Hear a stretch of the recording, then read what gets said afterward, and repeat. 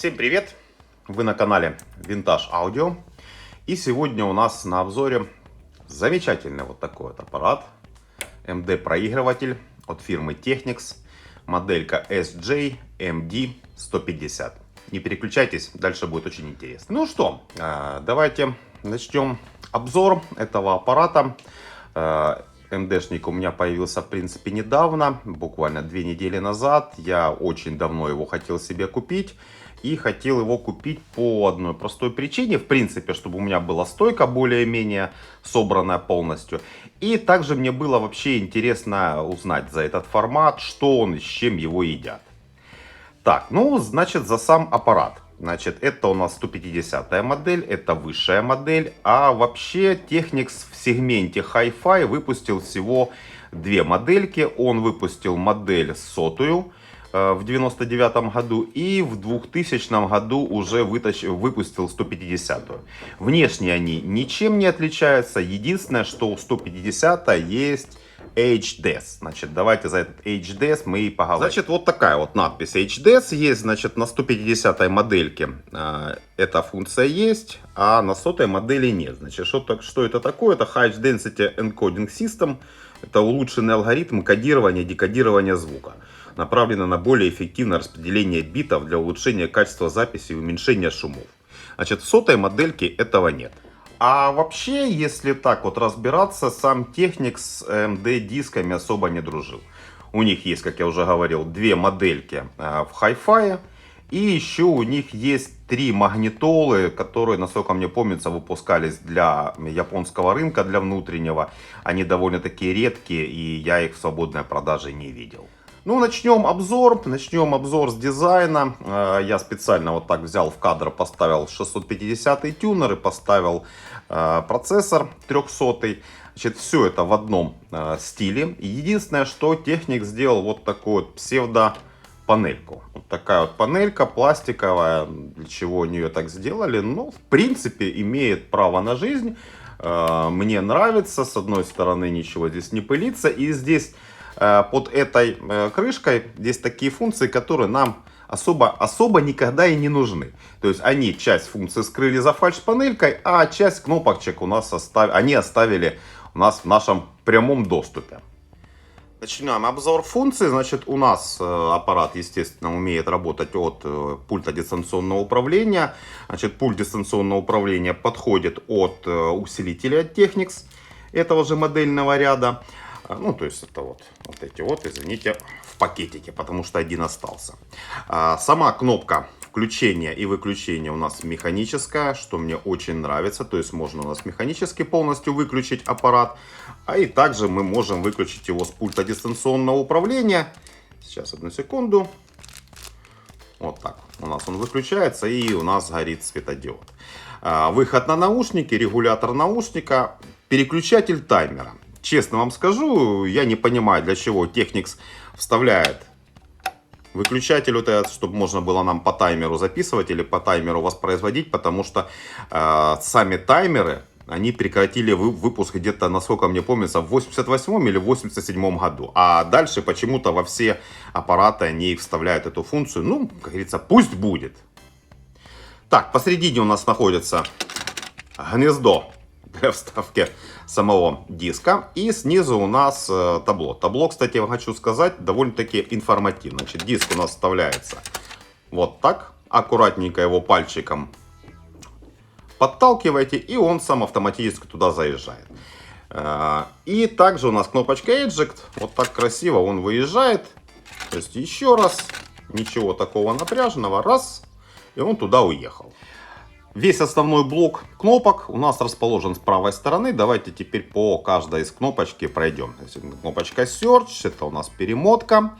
Кнопочка Edit, самая интересная кнопка, значит, к которой мы чуть позже вернемся. Значит, Track Title, Disk Title. То есть это у нас и изменить или записать название диска, название самой композиции. Move у нас перенести композицию. Значит, Track Erase, значит, у нас удалить трек.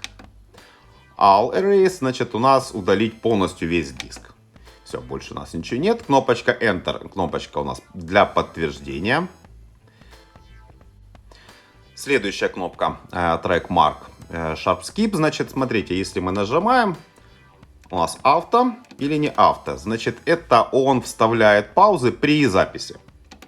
Второе предназначение, честно говоря, так я что-то и не понял. Крутилочка у нас. Крутилочка у нас с кнопочкой. Значит, кнопочка нам нужна, потом я покажу, для подтверждения буквок, когда мы будем изменять или писать название трека или название самого диска.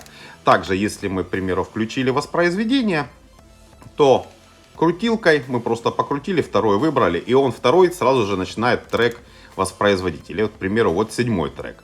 Тоже 7-й трек начал воспроизводить. А если бы он был бы тут? Там пустой.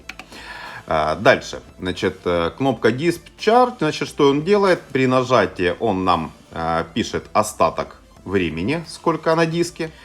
Нижний ряд, это тот ряд, который у нас спрятан. Кстати, забыл сказать, вот эта вот кнопочка, вот она у нас открывает саму эту фальш-панельку.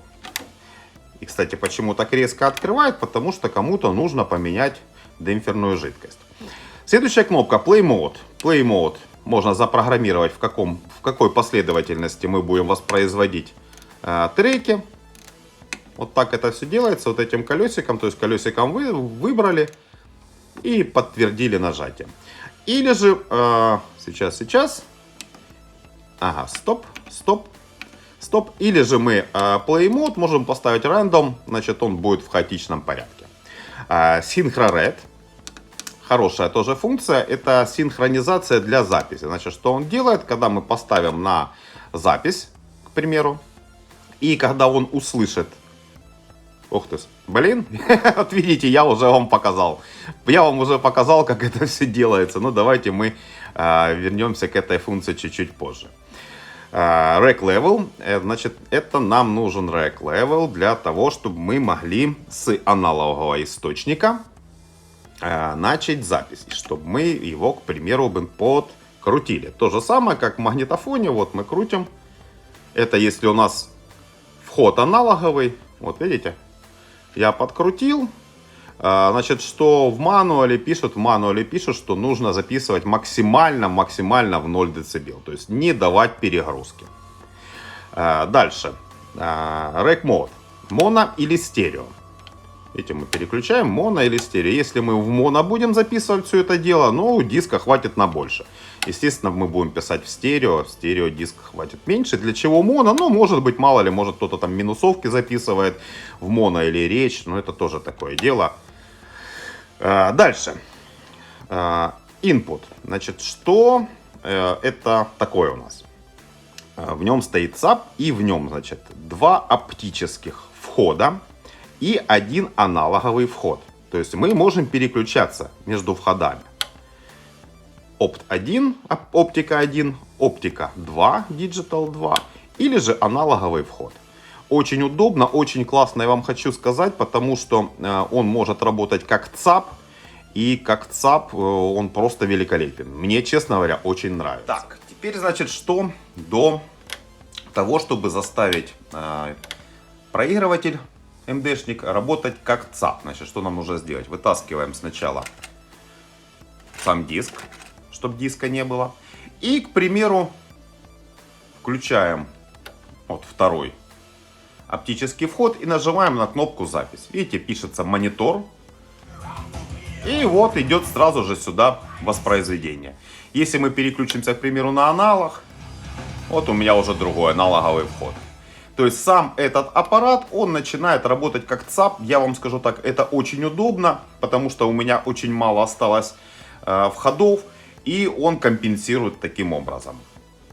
Запись. Запись тут все довольно-таки просто. Вставляем сам диск.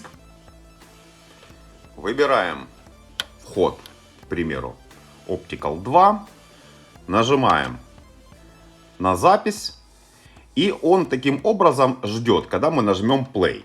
Но можно сделать не так. Можно поставить, включить функцию, как я говорил перед этим, Synchro Red. Synchro. И что значит у нас получается? Когда мы включим эту функцию, я, вот, к примеру, сейчас отключил CD-ROM, у меня сейчас CD-ROM, CD-проигрыватель у меня подключен по оптике прямо к нему. Мы нажали Synchro, нажали кнопочку «Запись», он стоит на паузе, сам стоит на паузе. И я, к примеру, сейчас включаю воспроизведение. Оп, пошел звук, он увидел сигнал, и он начал его записывать. Очень удобно, очень хорошо, и вам хочу сказать, мне очень это нравится. Так, теперь что касается сервисных наших функций, то есть подписать диск, подписать композицию, стереть диск, стереть композицию, тут тоже довольно-таки все просто. К примеру, нам нужно подписать диск. Нажимаем Edit и выбираем Disk Title. Нажимаем Enter, и у нас буковки. Буковки, буковки, буковки, буковки, буковки. Очень много буковок у нас. И мы таким образом подписываем диск. К примеру, там, A, нажимаем на кнопочку. Чтобы нам поставить верхний или нижний регистр, нажимаем вот эту кнопку. Оп, у нас нижний регистр. Там, AAC. Все, и нажимаем кнопку Enter. Оп, есть. Сейчас подождем, пока он запишет. Все, AAC. К примеру, мы хотим изменить название нашего диска. Ну, неправильно мы записали. Опять ходим в Disk Title. И вот у нас буковки. Значит, нажатием кнопочки Стоп мы стираем. Видите, мы все стерли. И опять, к примеру, B, B, C ввели. Также, как поставить пробел. Идем вправо, вправо, вправо, вправо. Вот тут есть вот у нас вот пустой. Видите, пустой квадратик. Мы нажимаем его, вот у нас он перескочил, и вот мы вот что-то вот так подписали. Опять нажимаем Enter, и он записывает.